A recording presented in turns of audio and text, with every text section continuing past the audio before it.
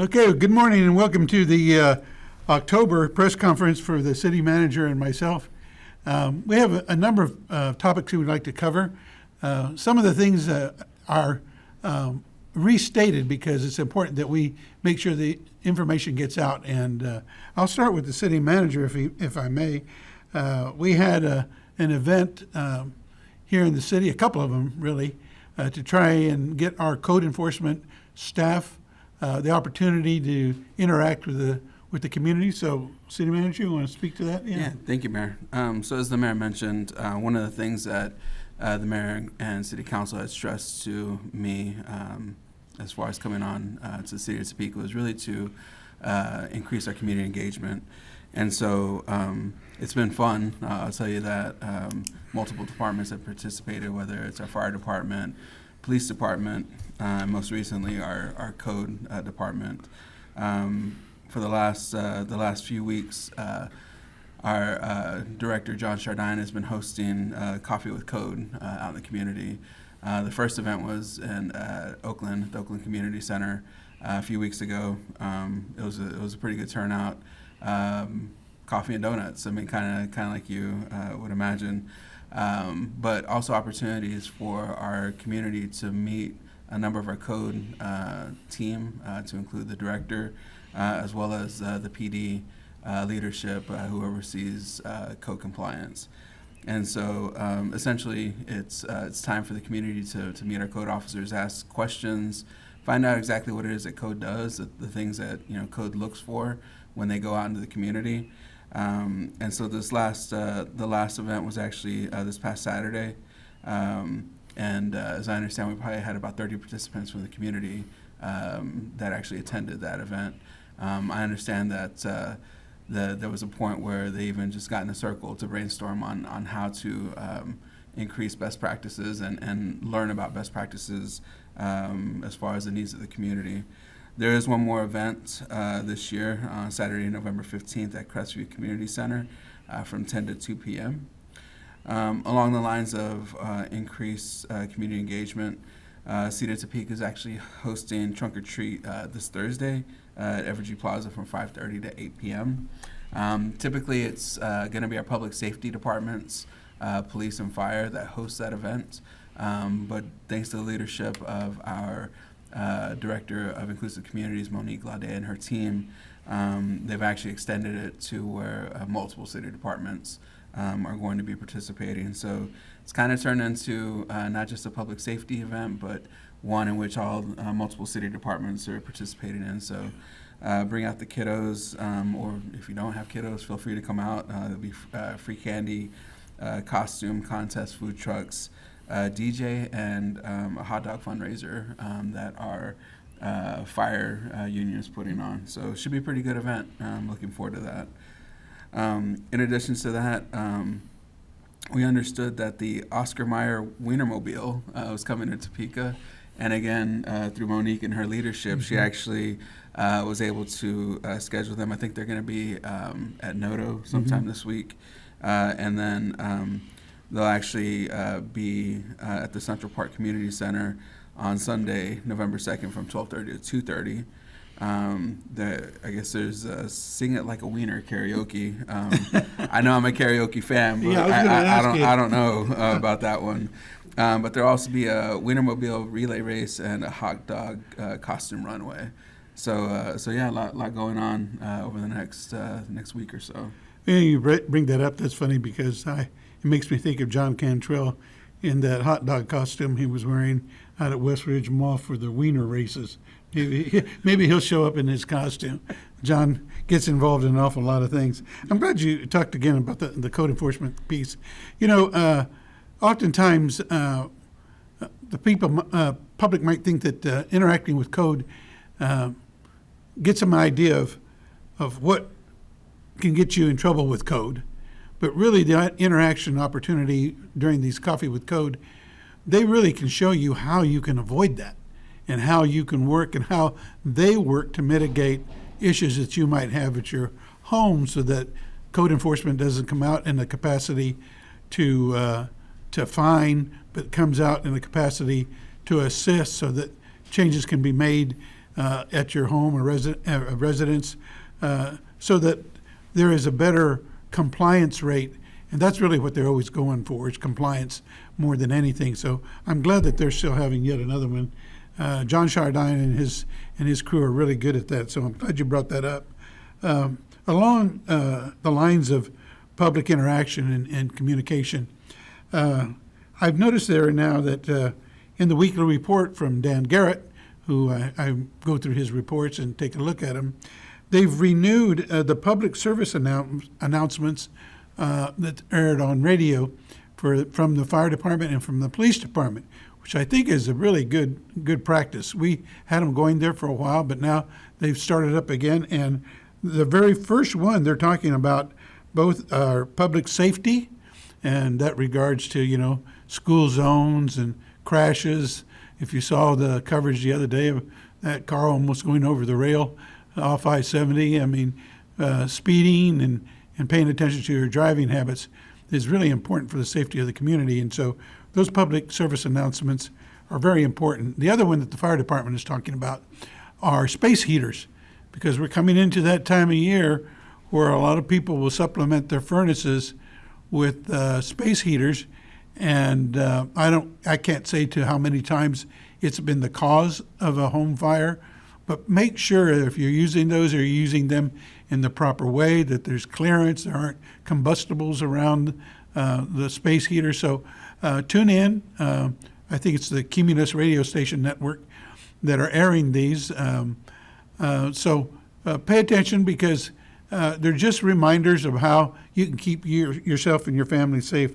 So again, that's a good thing that we're trying to do as we continue to try and communicate with the public in even a less formal way than a press conference or a council meeting, but opportunities like this with a press conference. So I'm glad you brought that up. It's a good thing.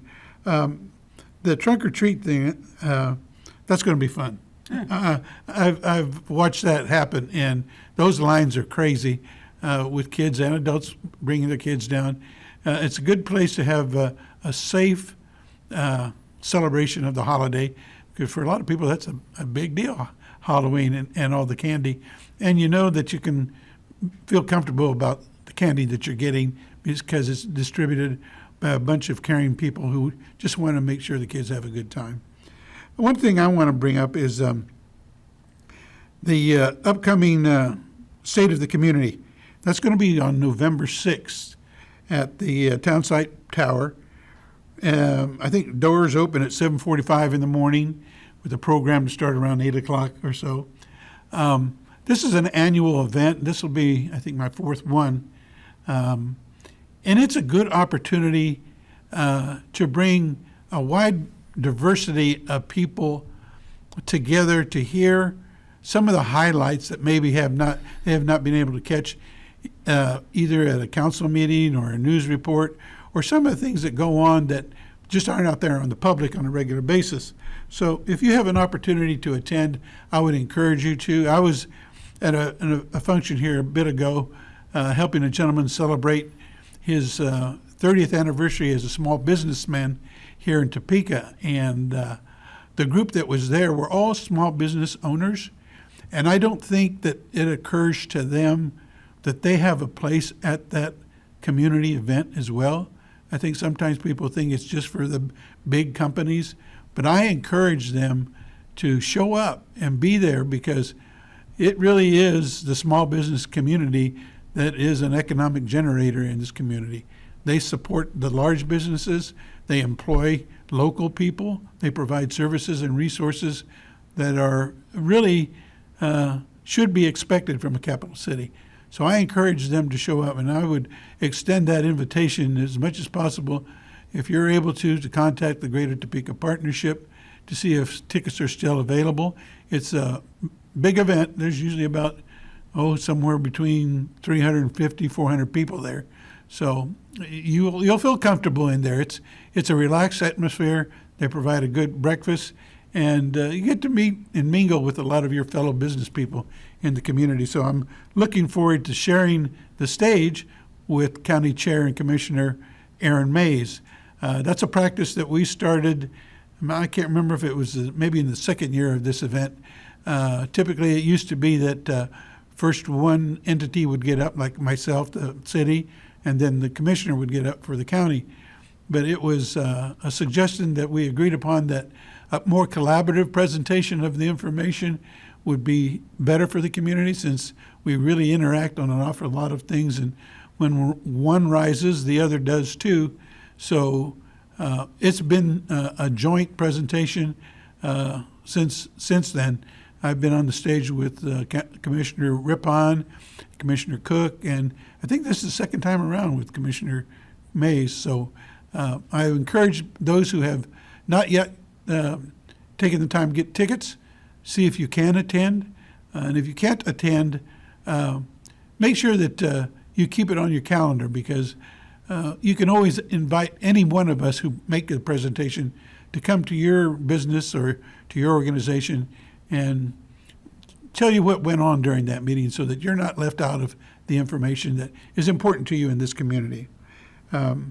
We will also, I wanted to talk about an event that I went to recently at the invitation of former Mayor Joan Wagner.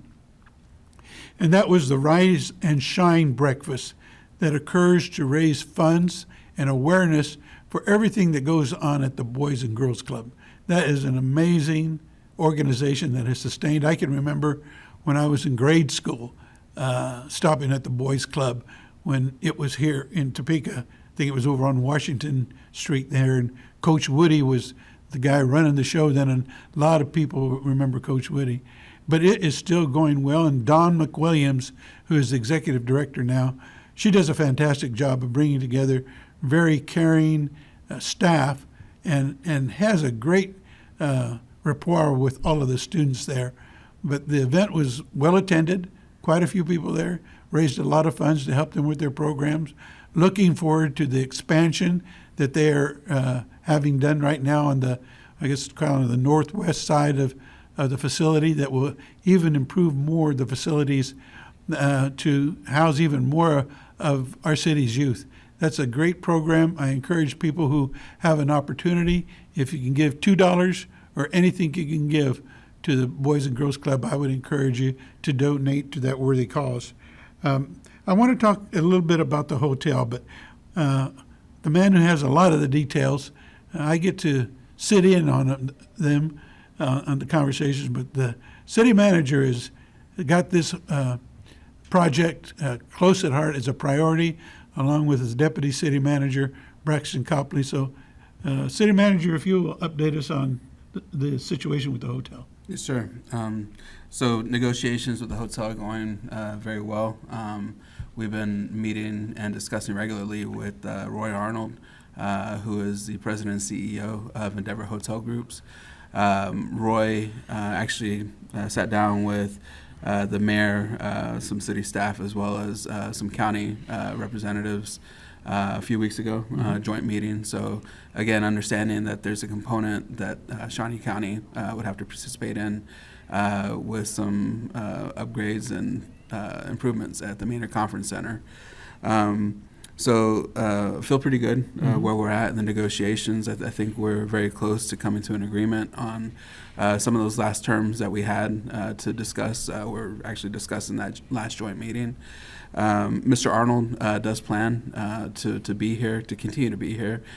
His group actually owns a hotel on west side of Topeka, and so he continues to want to expand his portfolio here. He has been briefing community groups to include one of our Rotary Club groups. He will actually be briefing the Topeka Development Corporation, or the TDC, next Tuesday on the 5th. With his vision for both the hotel as well as for the Maynard Conference Center.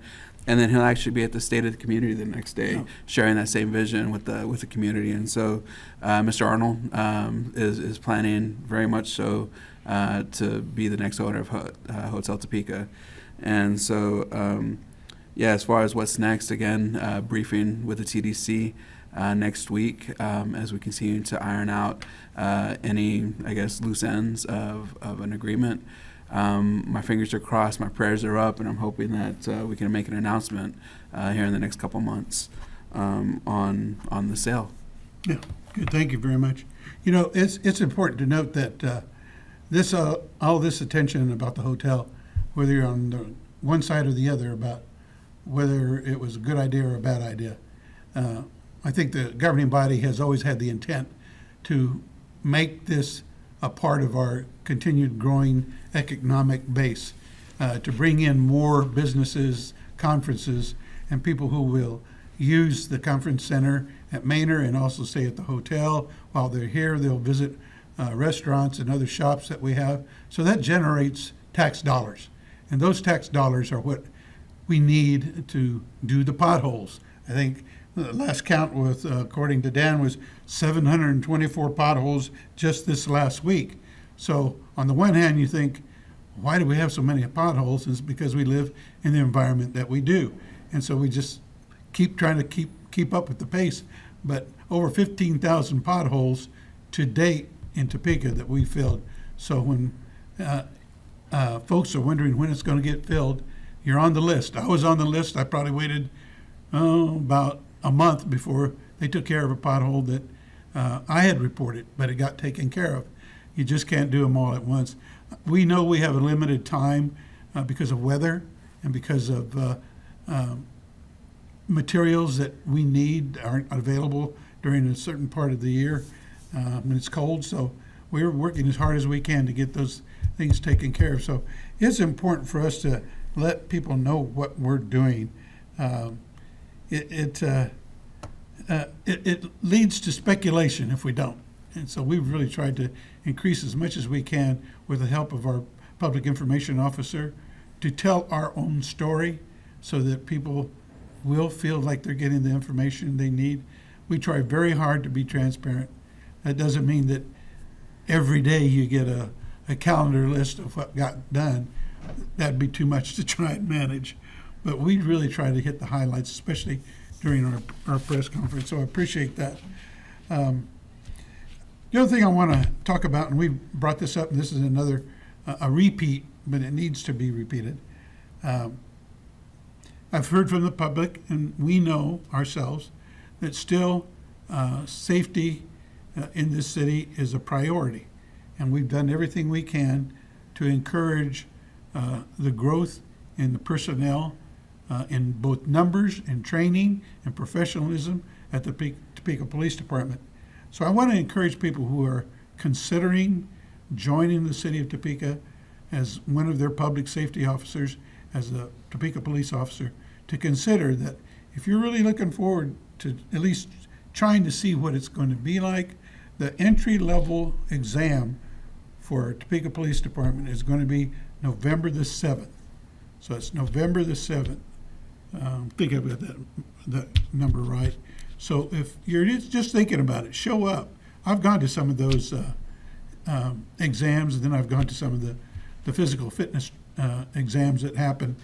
And sometimes people don't expect how strenuous it is, but they get an idea about it, and then they might come back the next time around when they're better prepared to take that physical exam and be prepared for the exam that they have to take. So entry level for Topeka police officers is going to be 11/7. And the fire department right now doesn't have one scheduled until I think after the first of the year, 2026. Mm-hmm. But that's another public safety department that's essential. And we want to continue to keep good people there working to protect the city. And again, I encourage people who are considering being a firefighter for the Topeka Fire Department to prepare yourself. And I'm encouraged that they continue to do and support the Camp Courage, which really actively seeks female applicants for the fire service. And those numbers have grown. Being a lifelong resident of Topeka, I've seen those numbers grow in the firefighting service. I'm encouraged by that.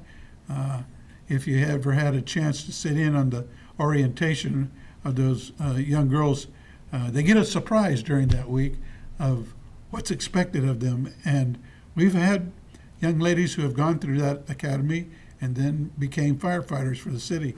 So it's a good effort. It's one that I would encourage us to support as much as we can. And then for my a comment too, again, I get back to the interaction with the community and how we get information out. Monique Glade, she does a great job of putting out the Community Connect e-blast. And that has all kinds of information specific to your area and to the city as a whole. So if you're interested in getting that e-blast connection, just get a hold of Monique at mglade@topeka.org, and she'll put you on the list and send it out to you on a regular basis. That way you keep informed. It's information that you probably won't see in the newspaper, you probably won't see on the news, because there's just so much there going on, especially this time of year in Topeka. When autumn comes around, there are so many activities going on, it's hard to keep track of where you need to be or where you want to be. As a reminder, because of the elections, council meetings have been changed. The dates have been changed. We want to make sure the public knows that. So for those of us who do follow, or those of you who do follow the council meetings will be on November the 5th and November the 12th, which are Wednesdays. Typically our meetings are on Tuesdays, but we're moving them to Wednesdays. Same start time, 6 o'clock, but November the 5th and November the 12th will be our next two council meetings. So for those of you, if you tune in on Tuesday and wondering where we are, a lot of people are still out voting and stuff on November the 4th. So that's why we're moving it to the 5th. Okay. Anything else you want to cover, City Manager? Yeah, thank you, Mayor. So a couple things. So for those of you who are interested in the Affordable Housing Trust Fund, there's been an Affordable Housing Trust Fund committee that's been meeting since, I believe it was May of this year. The committee, made up of community stakeholders as well as city staff, has been working on how we can actually implement or start using the $1.1 million that has been identified for the Affordable Housing Trust Fund. So the recommendations for the committee have been leaning more towards putting out requests for proposals to actually utilize those funds. We plan to brief the governing body here over the next 30 to 45 days as far as recommended steps forward. But again, we understand the importance of affordable housing to the community, and are again recommending ways to move that money forward. I know there'll be questions about sustainable funding source, which we can discuss. However, this first round of funding, we really want to seek proposals from the community on how we can use that. So again, we'll be briefing the governing body on those efforts here in the next 30 to 45 days. The other item that I did want to daylight is City of Topeka has been made aware that SNAP benefits will not be provided in November, and that the USDA will not be covering those benefits. To that end, the United Way is hosting an emergency food pantry meeting tomorrow, in which housing staff and communications staff will be involved. I'll also be there as well, so that we can brainstorm on how we can provide that support to the community. Once we have an idea of how the community, to include the City of Topeka, intends to address some of those needed resources, we'll make sure that we push out that information to our media partners as well as our other social media platforms. And then the last thing that I wanted to highlight, since the last time we met, Mayor Padilla was actually nominated and won Mayor of the Year for the state of Kansas. It was pretty interesting. I will give a lot of credit to Jay Murray in your office.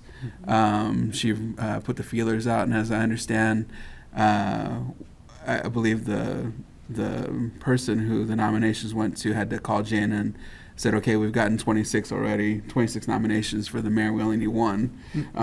So there's a lot of support for our mayor in the community as well as across the state of Kansas. That award was actually deliberated upon by the mayors from across the state of Kansas. And so congratulations, Mayor. Well, It's thank a you. great feat. Thank you. I appreciate that, but it's been a privilege and an honor to serve. And, in my comments when I accepted it, I really wanted to note that that honor really goes to the city itself because of the way we work together and how we get things done. It makes the city a spotlight across the state. And so it's a way to recognize the work of everyone. So in receiving it, I received it on behalf of everyone who works for the city of Topeka and all that they do in any capacity. So thank you for mentioning it, City Manager. I want to follow up a little bit, if I can, on the food issue with SNAP. I sat in on a meeting. It's the Military Relations Commission or committee with the Greater Topeka Partnership, and to my dismay, information that I got during that meeting really told me that because of the restrictions from the federal government on pay to our service men and women is really affecting locally our military families that are stationed here at Forbes Air Force Base, or MTAA. I'm still used to calling it Forbes. And it really hits me the wrong way that those people don't have maybe the opportunity or maybe even the desire to reach out to the community, but I will for them on their behalf. This is, for me, as the city manager talked about, plans are being made. It's a call to action. If the federal government isn't going to help us out, we need to take care of ourselves. We went through this same thing during COVID. It was the city of Topeka that kept itself afloat because of the things that they did among their businessmen, small and large. And I think it's important for us to keep that in mind. I know that there's a need for a clothing bank and a food bank out there for our military personnel. That should not happen. That should not be the way it is. And it's distressing that some people accept it because it's a stance they want to take to make a point. The point is these people protect us worldwide, and in many cases they're serving without pay. That's just unacceptable. So, again, a call to action. If you have an opportunity to assist, to contribute, to get involved with everyone who has a need in this community, I ask you to do so. And the one big thing that I hope you will do is get out and vote on November the 4th. It's important for you to take part in your local government, and that's the single easiest thing you can do. I mean, you don't have to show up at council meetings, you don't have to carry signs, you don't have to go to a protest. The thing you can do to start that is to show up and vote. We need to have a large number of people increase our voting percentages. I'm not asking you to vote for anybody in particular, but I do want you to get out and vote. So please, make yourself a plan. Take somebody with you. Get out and vote at this coming election. It's important for local government because we interact with our county government, our state government, and our federal government. So start where you are in Topeka and take time to vote. That's the last thing I'd like to comment on. Do you have anything else? If not, then we will sit for questions. As it comes to the hotel, in the negotiations of selling it, is there something in writing that says, don't let this place go to, just affirm all the money that the city's put in to put it where it's at, and for somebody to take over? We've seen other hotels in Topeka that have been bulldozed because they ended up the way they were. What kind of assurances do we have that that's not going to happen here at Hotel Topeka? Yeah, so I mean, that's definitely something that we have considered, and there's some provisions in the negotiations that we're gonna make sure that Topeka's covered in the future. I won't go into Such more as detail. what? What I would won't be go into some more things? detail. I'm gonna just say that we're making sure that we protect our future, and that has been brought up as a concern, and we're making sure there's provisions in the negotiations that Mr. Arnold's not going to turn around and sell it in 2 years, and yeah, so yes, I will just tell you that as we negotiate, yes, those are very much concerns that we are addressing in the negotiations. Anything else? Carson? The community is pretty passionate about the hotel, and it seems like you guys want to help preserve it. And why do you want to keep that history in Topeka and try to keep the hotel here? Well, I mean, as far as the hotel itself, I mean, if you look what's around it, right, some really great community assets to include the Stormont Vale Event Center as well as the Maynard Conference Center. And so, I mean, those facilities, they drive a lot of economic development, whether it's conferences, whether it's sporting events, whether it's concerts, whether it's just conferences in general, right? It's very important that the entire campus is an important asset to the community, because as more people visit, the more sales tax that's generated, the more revenues that come to the city. Again, we want to, it's important that we highlight our community, that we have good facilities to attract that business. We, as a hotel, has been in the not as basically as improvements are needed in the hotel and the conference centers, we're not making them, and we're losing business. And so it's important to the community, from tourism, from economic development, from a revenue standpoint, that those facilities are top grade. Did the new owner say he's not gonna buy unless the county does their work on the Maynard Conference Center? So Come down to that? So the new owner understands that in order for the hotel to be successful, that the Maynard Conference Center also needs to be invested in. And so Shawnee County, have they said yea or nay yet? Shawnee County is deliberating much like we are on those negotiation points with Mr. Arnold. How closely are you two guys working together? I mean, again, from the city's perspective, we're pretty close. I don't want to speak for the county, but from the city's perspective, we're pretty close on the hotel. If I may ask, how many people in Shawnee County use the SNAP benefits? Do we know numbers on that? Off the top of my head, no, sir. That's information that I'm pretty sure that we'll get over the next 24 hours. Carson, to your point, it's not even so much the historic building itself, because if you look at it, it's not like some of the buildings you look at downtown Kansas Avenue. They have a different look at them because of an era. But it is, as the city manager says, an economic generator. I went to a conference for the League of Municipalities in Overland Park. That conference would have been held in Topeka had the hotel been ready. So those are the kinds of the things that we're losing because the inaction by previous owners to keep that in a proper condition got us to a point where, as a capital city, we didn't have a specific conference center. And it's kind of ironic. And I know the mayor there of Overland Park. He grew up in Potwin in Topeka and ended up over in Overland Park and is the mayor there now. And I asked him about their hotel, and he said, yeah, we own it. And we operate it. That place is full. It's used for not just conferences.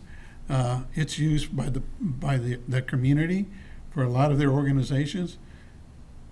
That's what we have or had in Topeka when we had good caretakers at the hotel.